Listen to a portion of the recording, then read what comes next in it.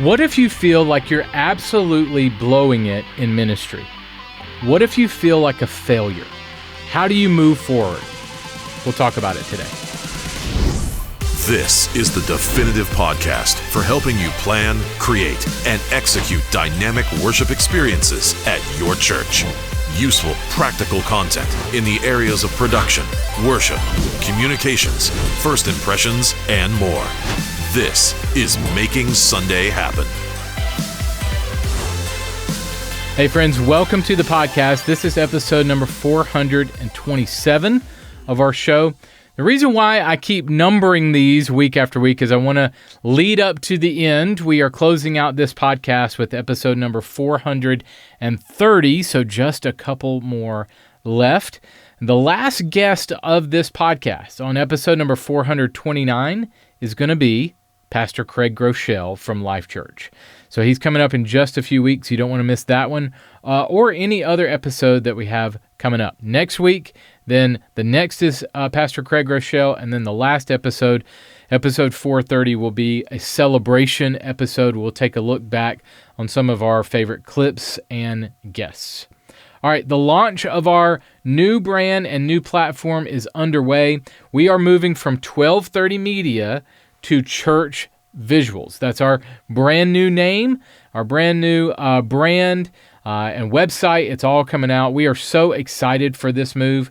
Churchvisuals.com is the brand new website. We are transitioning to that website. We're in transition now. It will feature over 30,000 pieces of ready-made media that you can download instantly. Massive library of ready-made content, ready-made graphics and video for you and your church. You can also come to us for custom media. Lots of ministries, lots of churches come to us. Folks like Freedom House Church in Charlotte. Folks like Northbrook Church in Illinois. We also serve ministries like Outreach and Awana, Answers in Genesis, Go Curriculum, Seeds Family Worship, Yancey, Doorpost Songs, and others. We love serving churches and ministries in the space. We help you with your visuals, your graphics, and video content. If you need help, we would love to serve you. And we are not in the business of making things look awesome just to look awesome. We are in the business of being on mission with you to help you visually communicate the gospel of Jesus Christ. All right, so as it relates to this podcast, we are massively expanding our training library as well. More podcasts. We're adding courses, brand new courses to the platform. Also, we'll be doing webinars each month, articles, books, and more. It's all coming soon to churchvisuals.com. Be sure to check it out. All right, today I'm talking with Brian Dollar. He's one of the most respected kids pastors in the country, but few people know the path that he has taken to get there. He's the author of the new book, I Blew It, and he shares some of his biggest failures in ministry and how he's overcome them and how you can too. Brian Dollar coming up right after this.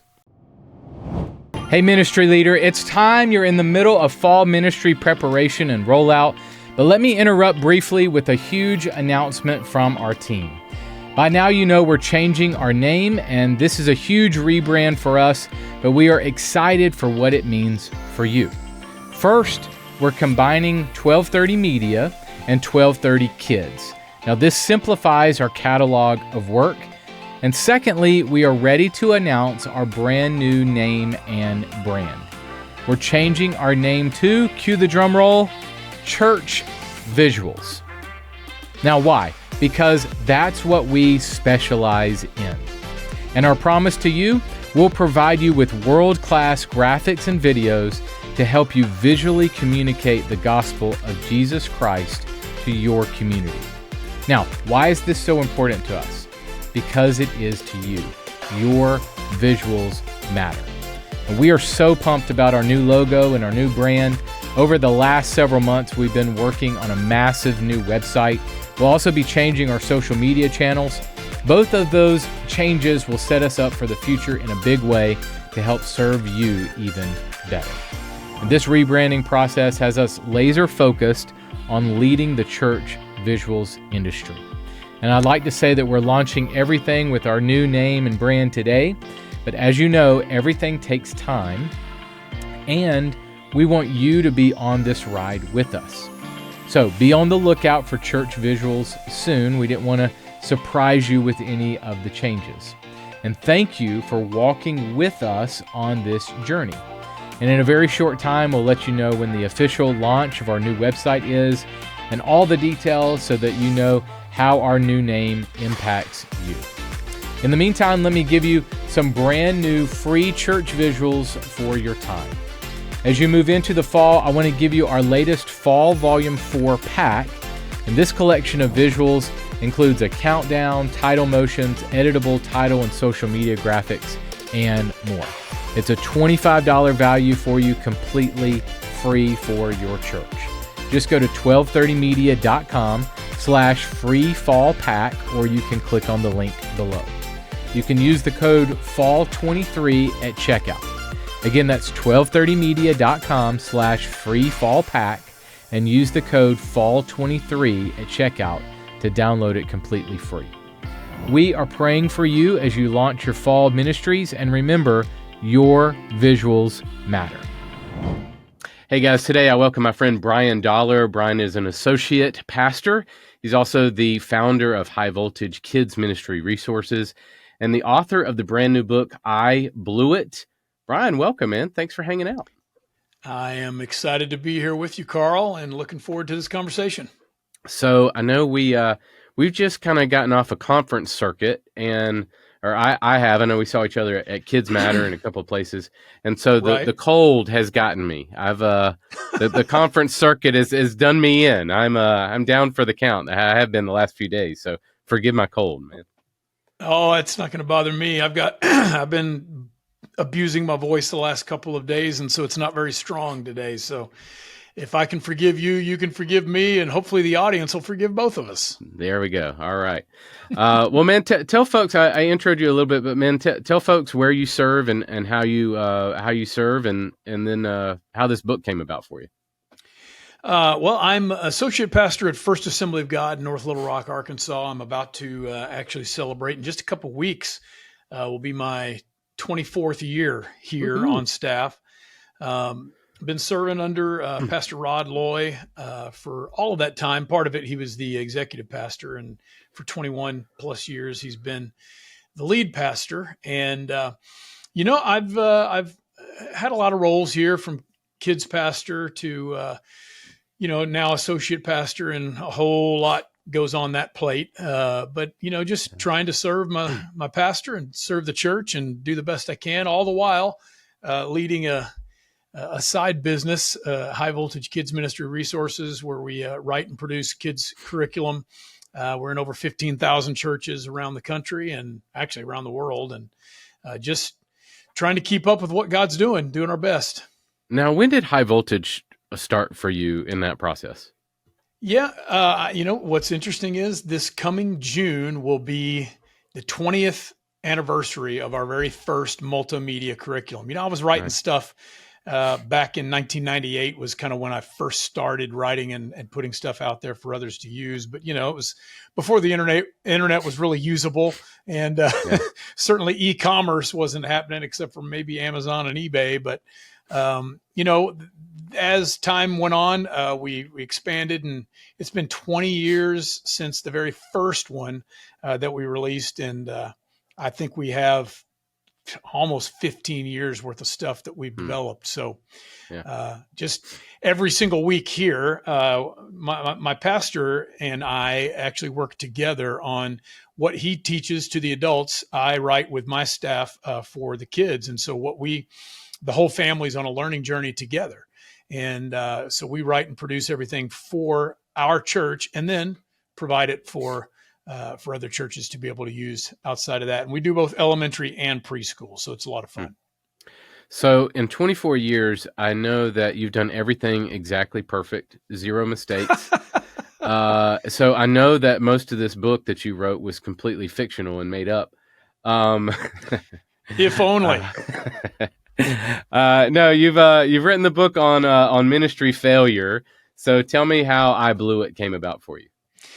Well, it actually originally was an idea that I had when I hit my 20th year of full-time ministry. I wanted to look back, and I definitely wanted to write about my experience and my story. And I realized as I looked back that so many of the lessons that I learned, they weren't rooted in the success moments that I had, but instead they were rooted in times when I failed, when I blew it, when I just really didn't handle things the way I should have. That allowed me the opportunity to dig deep into my heart and my mind, and realized there was a lot the Lord wanted to teach me. And so the more I thought about that, the more I realized that, failure has kind of gotten a bit of a stigma. And I think often, especially young leaders, try to hide their failures, try to, make excuses for their mistakes because they're trying to, prove that they've got what it takes to be in ministry. They want others to respect them. But the fact is that failure has a very key role in our spiritual growth and in our spiritual journey. If you serve in ministry, failure is inevitable because ministry is not about perfection. It's about persistence and courage and growth. And so it's about admitting we're human beings and we're vulnerable to mistakes and failures. And since we're pushing ourselves, we're trying to grow, and we're pursuing big goals. Well, guess what? In doing that, you're never going to bat 1,000. You're going to strike out every once in a while. You're going to fail. Besides that, you work with people, and if you work with people, you're going to have moments that you don't respond correctly. You're going to make the wrong assumption about somebody else's motive, somebody, on staff with you or whatever, or maybe you're going to drop the ball with a ministry assignment. And so since we all make mistakes consistently, we as leaders, we have to learn how to manage those mistakes and to work to minimize the negative impact of those mistakes. And so that's why I wrote this book, was to kind of normalize failure and mistakes in ministry, and to change the thought process that so many leaders have about failure in ministry, that it's not a black mark on your record and, something that you should run away from. Instead, it's something that you should embrace and that you should question yourself and learn from. It's not, will you blow it? It's how will you respond when you blow it? Good. Which absolutely applies to those who make Sunday happen. Missing cues, missing a lyric, missing a this or that or a all that absolutely happens every single Sunday. So how do we respond to that, and how do we respond to our volunteers when they make mistakes as well? Yeah. I know you're coming at this from a kids pastor perspective. That's a lot of your past. And ministry. Tell me about, I love some of the stories in the book, so I want to ask you about a couple of them. Tell me about the Easter egg hunt mistake early on in ministry for you. Yeah, that was one that I told at the very beginning, kind of in the introduction, just to lay it out. Whenever I was full-time in kids ministry, I was really more focused on elementary aged kids and really hadn't dove very much into what the needs of preschoolers and their families are. And so I remember this was almost 25 years ago. I was putting together our Easter egg hunt, and part of it was to also put together the preschool stuff. Well, I didn't ask anybody their opinion or get anybody's feedback on my thoughts and plans. And the place that I chose to have the preschoolers to do their Easter egg hunt was rather than a flat grassy area, which would have made more sense. I thought, oh no, this area over here where these large rocks and it's on a hillside, and I thought those are going to be lots of places we can hide those, and there's actually a drainage ditch at the bottom of this ravine, and that's where I told my staff to place all of those eggs. And on top of that, not only were the hiding spots, life-threatening, but I also put inside of the plastic Easter eggs a bunch of choking hazards. I had a big affinity back then for atomic fireballs, and so I put fireballs, inside of these preschool eggs. And let's just say the parents not only did they question my sanity, but they definitely expressed their disapproval very clearly, and I learned a lot of lessons from that. First of all, Yes. don't try to do all those things on your own without getting parents involved in the process and speaking into the decisions you're making, but also, do some research and find out the needs of the people who are going to be the target of your outreach. And there was all kinds of, I was really young at that point and was a little too fast paced and gung ho on everything that I did and didn't take time to follow a process. I've changed much of that now. Well, I love stories like that. I'm going to ask you about a couple more as we go on, but what do you want people to, you share a lot of stories in the book. Tell me why. Why do you really dive in, and why are you so vulnerable about some of the mistakes like that you went through? What do you want readers to get out of that?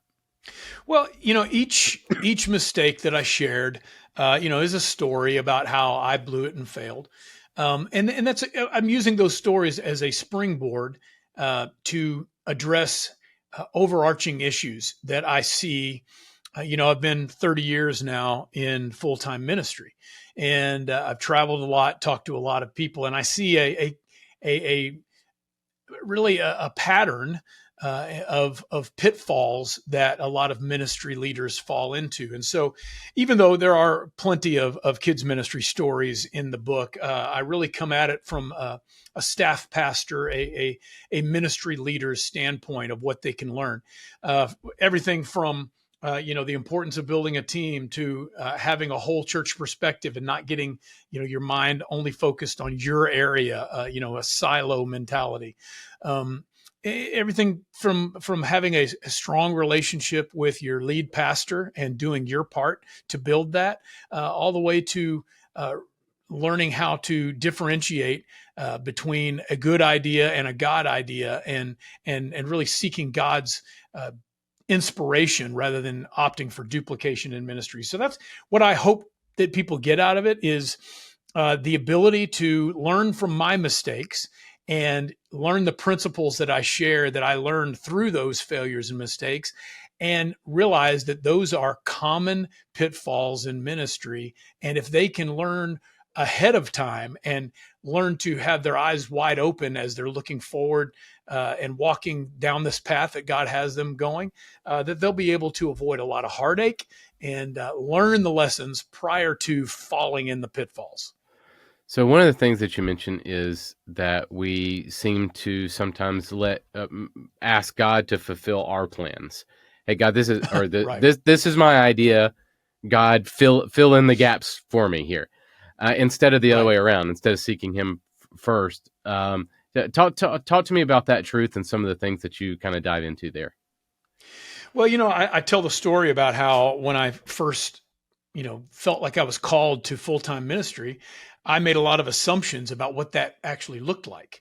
Based on what I'd seen, I assumed I'm going to be a youth pastor and then I'm going to be a lead pastor. It's just a stair-step situation, and that's just the way my life's going to go.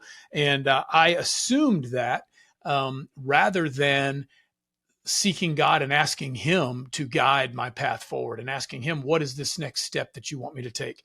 Ultimately, I spent 27 years of my ministry life devoted to kids ministry. That was never even on my radar. And so really what I think happens is that we don't truly live our lives based on Proverbs 3, 5, and 6 that says, trust in the Lord with all your heart, lean not on your own understanding, in all your ways acknowledge Him, and He will make your path straight. I think we get excited when we read that verse because we love the promise of a straight path, right? We're like, oh yeah, He's gonna take care of all the issues. There's, God's gonna make our path straight, and we're gonna have no issues. Now we want that, but what we don't realize is that, when you dig deep, that the Hebrew word in this verse that's translated straight, it means more than just guidance. It means God removes obstacles. He makes a smooth path or a way of life to bring us to the appointed goal. And it's not about guidance to an ultimate end, but instead it's the power to continue moving forward on the right path, one step at a time. The problem that we run into is that we think that a straight path means the most direct line between 2 points. I'm going to start here, I'm going to go here, and I'm going to get there quick. But that's not usually how life works. It's not about getting from point A to point B. It's about taking every step in accordance to where God's leading. It's about seeking him. Again, the scripture says, don't lean on your own understanding, but in all your ways, in every step, acknowledge him, and then he'll make that path straight. I think too often what we do is we get a goal in mind that we want to achieve. We ask God to bless our plans, and then we start pursuing what we've designed for ourselves to do, as opposed to seeking first his kingdom and his righteousness, and then allowing all these other things to be added to us as well. And when we can get the order right, seek first his kingdom, then our paths will be straight, because we're following every step that he wants to take us, because the steps of a righteous person are ordered of the Lord. We got to listen to him and obey. Good. So back in the day, I've told this story before, but back in the day, I interviewed Phil Vischer several times. It's the creator of VeggieTales, Big Idea Productions. And his one thing that he told me, I asked him how did the Big Idea Productions fall apart? He lost his company, and a big story you can look up. But one thing he told me is, he said, I got so busy in my ministry for God that I forgot my relationship with God. And this is a guy who really ministered in a big, huge way to kids. Mid 90s, late 90s, VeggieTales was huge. It was it. And you talk about this concept in your book too, that we can get so busy in doing ministry for God, all the right reasons, all the good things, right, even God things, that we neglect our relationship with God. You want to talk about that some? Yeah, that's really, if there was anything that was the biggest catalyst for writing the book, it was that chapter, because I wrote it just a few years after I'd gone through a real dry season in my life. Major failure, just clearly through a series of events, it became clear my heart was just not right with God. It was, I was pursuing ministry purposes, and I was building the kingdom and building, quote unquote, my ministry. But I had put my intimate connection with God on the back burner while I was pursuing what I believed to be his purposes. I definitely got way too busy, but also there was and I think this is something we all have to come to grips with. I think the longer we're in ministry, we can begin to lean on our ministry skill. We can begin to lean on what we know about ministry, and we can deep down begin to truly believe that we, quote, have what it takes, unquote, to do ministry, and that we can do it on our own. Now, we don't say that out loud, and we really probably wouldn't even admit it to ourselves. But if we look at how we process things and how we attack our daily schedules, we'd realize we had a whole lot of work, but not a whole lot of God in that work. And I think too often we end up getting to a place where we pray as a last resort.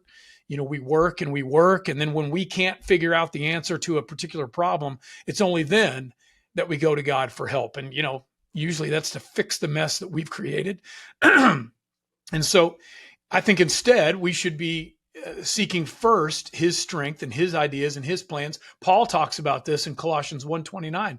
Paul said, to this end I labor, struggling with all his energy, which so powerfully works in me. And I think as full-time ministers, as ministry leaders, people who make Sundays happen, too often we struggle with all our energy instead of his, and that's to the detriment of our relationship and our connection with God. Now we're pursuing good things, we're making Sundays happen. We're impacting people's lives. We're running tech or preparing creative elements, whatever it is. We're working to minister and build the church and win the lost. The problem is we're moving so fast and we're working so hard to do the work of God, we ignore the God of the work. And I found myself in that place. And when I truly faced the issue, there was only one thing to do, and that was to get on my face every single day. And I begged God to reveal himself to me again. I ended up stepping down from any upfront kind of leadership role. And that wasn't just because my actions and my state of heart clearly disqualified me from leading people, but because I knew that I needed nothing standing in the way of renewing my relationship with God.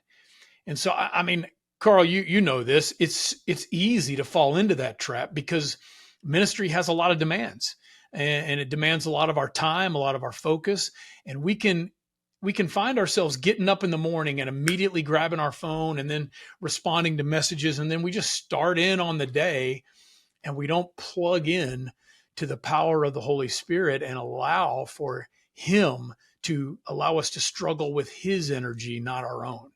And if we do that long enough, we'll be like, Jesus described it in John 15. He said, if you remain in me and I remain in you, then you'll be like a tree that is, planted in the living water. And he said, I'm the vine and you're the branch. And so if we're getting our life flow from him, we're going to have fruit. But if we don't, if we're trying to just muster it up on our own, we're going to be like those branches that wither up and die. And those are picked up, Jesus said, and thrown into the fire and burned. Well, that's not what I want my testimony to be when I get before my Heavenly Father. I want him to look and say, well done, my good and faithful servant. You stayed close to me. You got your strength from me, and you allowed me to lead and guide you, as opposed to thinking you had what it took to make it happen. So I'm a big list guy. I'm a big task list check off. I'm the guy who does something, then writes it on my list and checked it off that I already did it. I'm that guy. And so I found sometimes that I have to put those things on my task list. Not that it is a chore, not that it is a task necessarily, but that it's in my view as a priority of pray about this, to take time and seek the Lord about this. And again, not that it's okay, check off, I did that. Not that it's that, but to continually put it in my view, to continually be intentional about seeking him. And I think that may be different for each person, but it is different. And depending on your role in ministry and in making Sundays happen, the pressure will come from different places. But I think all of us who are, I'm somebody who I have what's called action bias. I act first and think about it later, as opposed to stopping and looking and making a plan and a process and then executing that plan and process. And I think if we recognize our tendency to act and react as opposed to putting God first, before we even enter into action mode, we say, God, I want to make sure that the action that I'm undertaking is fueled by your presence and your power. And we prioritize spending time with God. Yes, it's on a schedule. If you look at my schedule, you'll see that I have written in time with God, my personal time with the Lord. It's not because it's, like you said, a chore. It's because I want to make sure that nothing gets in the way of it. I put it on the schedule so that nothing can keep that from happening, can crowd that out. And I think we have to do that. And we have to prioritize it so that not only we make sure it happens, but we send a message to ourselves, and we send a message to, the exterior forces that are kind of weighing in on us, that nothing is going to come before my time with God. Because I want, and I think it's a good idea. I need his strength. I need his spirit. Without him, I can do nothing, and I am nothing. How do you seek him for, let's talk to kind of your high voltage resources maybe for a second, or when you guys are starting a new series. I know that that's going to hit some pastors listening, in the creative process. How do you discern the felt need? How do you seek his face on what you're to do next? Give me some some ways that you kind of trust him for guidance and creativity? Yeah. Well, that's a multifaceted question. I'll try to tackle I each always piece. ask you the complicated questions. There's nothing simple I know. here. Well, from a perspective of how do we choose what we're going to write about? I mean, that is a process that, like I said earlier on the podcast, my pastor and I work together on writing for the whole family. And so a lot of that's going to come from where his heart is and where he feels the church as a whole needs to go. But that's also something that our sermon planning team, which is, me, my pastor, and a couple other creatives on our team, we pray for weeks and weeks and come together to look at the next year and say, all right, where are we as a church? What is God saying to each one of us individually? And what do we feel that God's saying to the church? And how can we lead them on that journey? So there's a lot of prayer that goes involved, that goes into it. And also when it comes to actually creating it, once you go to the next step, I think it's real easy in ministry. There's so many resources and opportunities out there that can just easily be duplicated. Instead of just opting for duplication and, seeing what somebody else did about this particular topic or whatever, and then see how we can duplicate that, we really strive to be innovative in our approach and to be divinely inspired, and make sure that the ideas that we're implementing aren't just good ideas we saw work somewhere else, but they are God ideas that came straight from a time of prayer and inspiration. For it's your not that people. every single thing we do is original, Right. but we do our very, very best to hear from the Lord and employ that. What'd you say? I missed that. I said for your people. Like I think, not to copy it, just what the church down the street did or the church Right. three states away. Oh, we got to be like that one. But Right. to seek a message and deliver a message for your people for that time. Okay, so speaking to that and kind of speaking to failure, what are some questions that we can ask ourselves before we execute a plan? You hit on something early on in ministry. You were very, let's say, hasty or energetic, or what are some things that maybe you've learned over the years in order to not make mistakes? Some questions you can ask yourself before you. I think that's good, and I write a lot about this in the chapter where I kind of dive into the difference between a good idea and a God idea, and clarifying your plans before you just execute them. Several questions that I ask myself are, number one, have I prayed about it? Because I think if you take any action prior to asking the Lord to, I don't mean putting your shoes on and choosing what clothes you wear that morning, not necessarily to that level, but in any action or execution of a plan in ministry should have been bathed in prayer. So if I haven't prayed about it, then that's where I start. Secondly, I ask if I've got an idea that I think would really work. I ask, what does my pastor think about the idea? I always lay it out before him and say, hey, is there anything I'm not seeing? Is there anything that you can think of that would make this a potential issue in the church or with people? Any red flags thirdly, you see? Oh yeah. So if I feel good about it after I've spent some time in prayer and my pastor thinks it has potential, at least, then I bring it to my team and I say, all right, rather than, because I know too many leaders, and I was one of them early on, I would do all the planning and all the prep ahead of time. And then I'd bring it to the team ready to fully execute, rather than letting them own the process. And so instead, now what I do is I bring the idea to the team and I say, hey, here's something that I've been feeling. Here's something I ran by Pastor Rod. And so I want to hear what your thoughts on this general idea. Does this resonate with you as something we should attempt? Yeah. And what are your thoughts based on? I'm thinking atomic fireballs. What do you think? Exactly. And so I ask the team their response. And then if that's good, then we start to move forward. And that's when I ask the question, okay, is this an idea where I need God's power to accomplish the idea. Because if not, then I'm thinking it probably isn't a divinely inspired idea, because the things that God inspires me to do, I need him to empower me to do.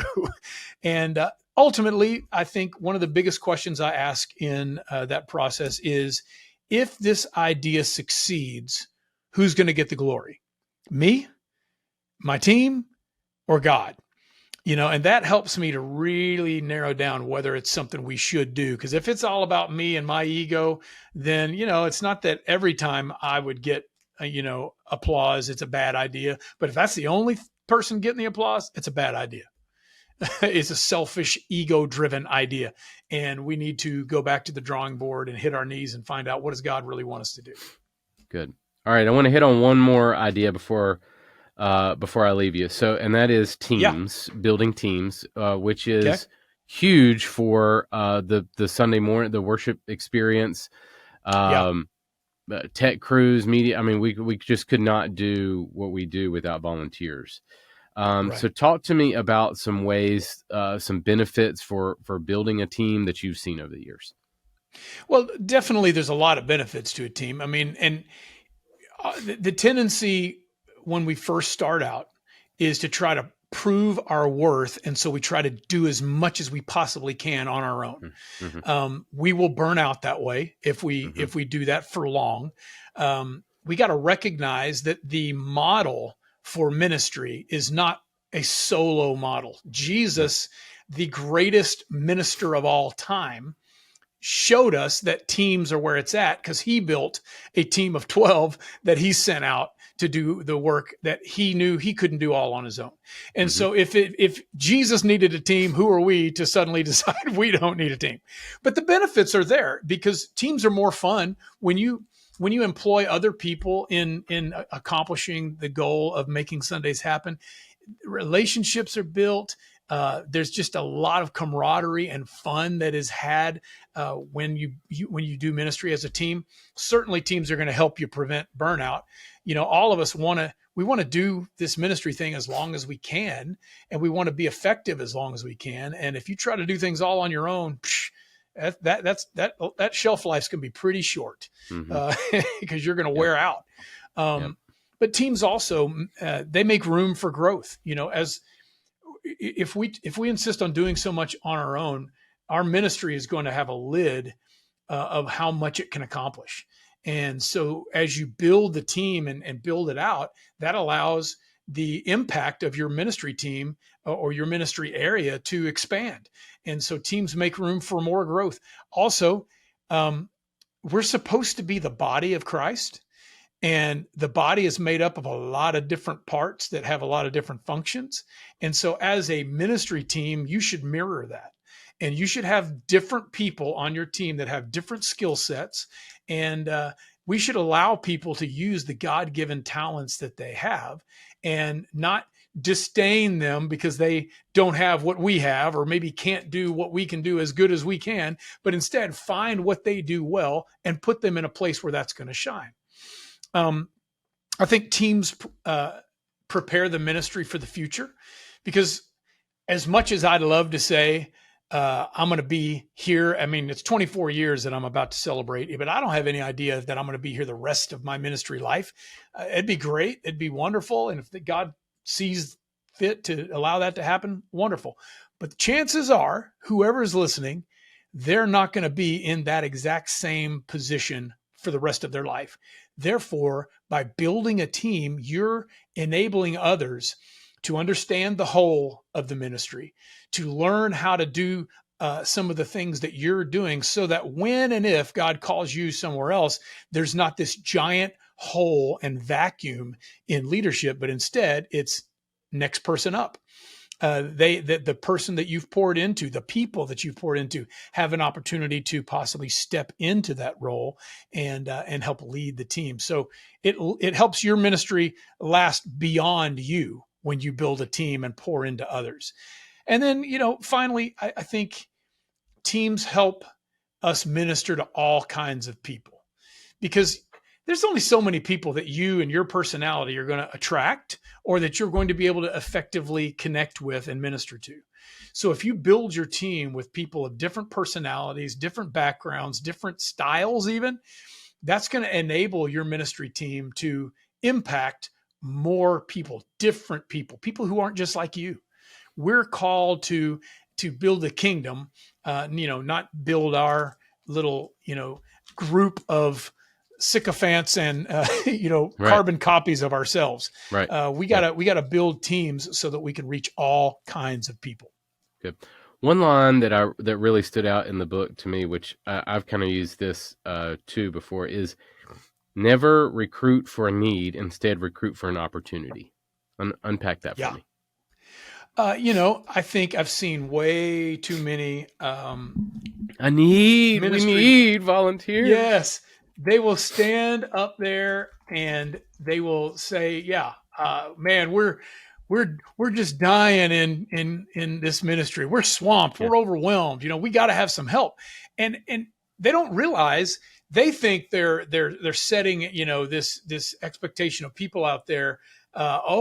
This is somewhere I can make a difference. No, when they hear that, they're hearing, well, there's probably a good reason why nobody's working with them. Right. I don't want to jump on a sinking ship. That's not. Yeah. Who wants to do that? No.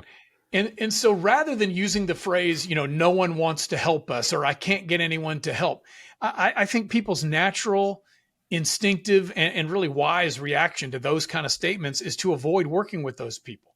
And so I always push people. I say, rather than moan about being desperate for help, instead celebrate the growth that you're experiencing and the excitement in your ministry, and don't talk about what you don't have, i.e. we don't have enough leaders. Instead, talk about what you do have. We've got incredible growth. We've got a lot of people that we're serving, and we have an opportunity to make an impact in their lives, and you can be one of those people. Right. We got spots on our team that right now we could place people in, and they could immediately begin to make an impact. See, you're saying the same thing. You're saying we have areas of need, but you're not focusing on what isn't there.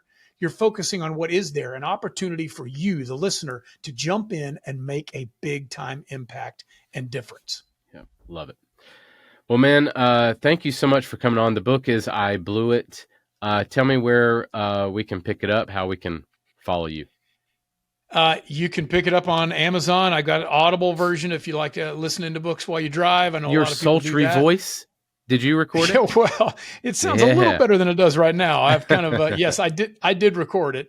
But there's Audible, there's digital. They can get it on Amazon, or if they want an autographed copy, we actually have a pretty good deal online. If they go to ibleweitbookoffer.com, ibleweitbookoffer.com, they can actually get an autographed copy. And there's also a masterclass, video masterclass that goes along with the book, and lots of different resources. So I'd love to be able to connect with you, and hopefully you'll be able to pick the book up and it'll be a blessing to you. Well, this interview was not a failure. I'll tell you that right now. Well, good. I'm glad to hear that. Brian, thank you so much for your time, man. Really appreciate it. Hey, you're welcome. Thanks for having me on. Hey guys, I'm hanging out with Ryan McMacken, one of our awesome video producers on the 1230 team. Ryan, let's talk about ready-made media, and give me some of maybe just the joy that you have in working the variety of adult, kids, students, just all the product types that we have in our libraries. Well, you said it with variety. That's the biggest joy for me. I'm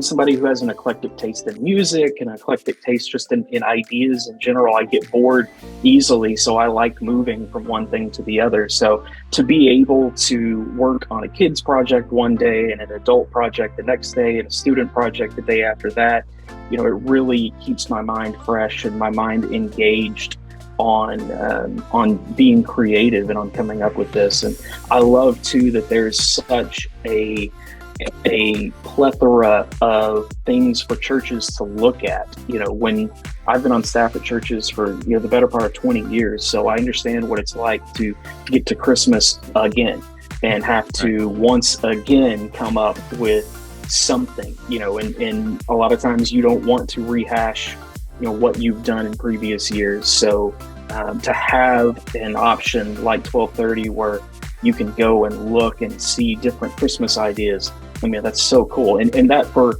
everything too, for regular sermon series, for different holidays.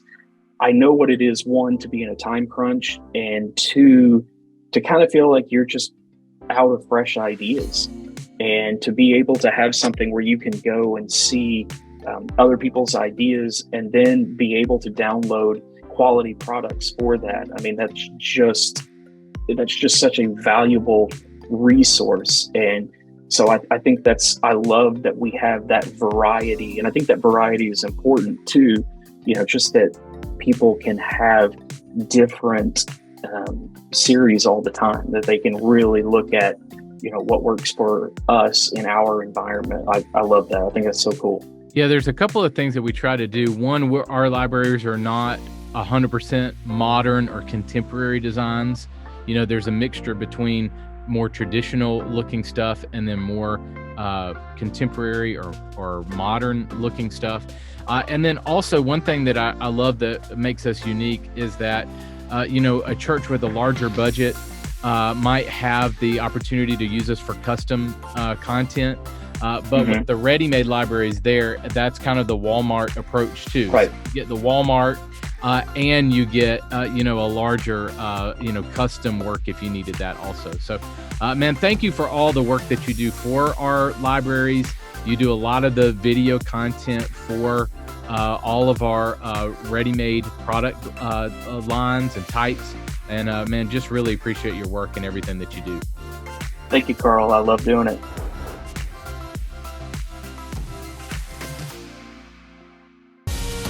The show notes for this episode are available now at makingsundayhappen.com. Well, guys, that is it for us this week. Thanks so much for hanging out. Our website is makingsundayhappen.com. You can get all archive episodes of the show right there for you. You can either search for different podcast episodes in the filtering there on the website. So be sure to check that out, makingsundayhappen.com. All right, we are just 3 episodes away from closing this podcast out. So let's finish strong. Hang in with me to the end. Pastor Craig Groeschel is coming up in just a couple of weeks, so be sure to be here for that. But next week, I welcome my friend Nick Blevins to the show. When you are making Sunday happen, volunteers are your lifeblood. Nick is the author of the Volunteer Playbook. So we're going to be talking about a framework to help your church recruit, train, and empower more volunteers at your church. If you want more volunteers, come and check out the podcast next week. We're going to dive into a lot of practical tips for you. All right, go out there and create some incredible worship experiences at your church this weekend. I'll catch you next week. Making Sunday Happen is a production of the ministry of 1230 Media. For show notes, archive episodes, and more free resources for your church, visit makingsundayhappen.com.